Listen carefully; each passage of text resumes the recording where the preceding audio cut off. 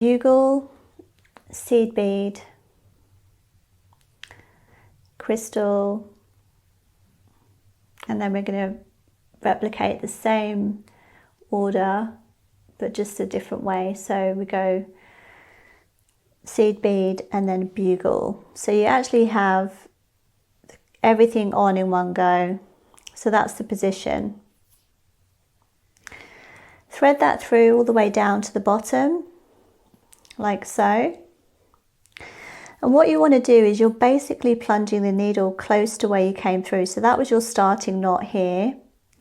So you literally just want to go the width of the bugle bead, so just a little bit next to it. And then you'll see that this will collapse on itself. So you let that thread just fall through your fingers, like so, and then that just collapses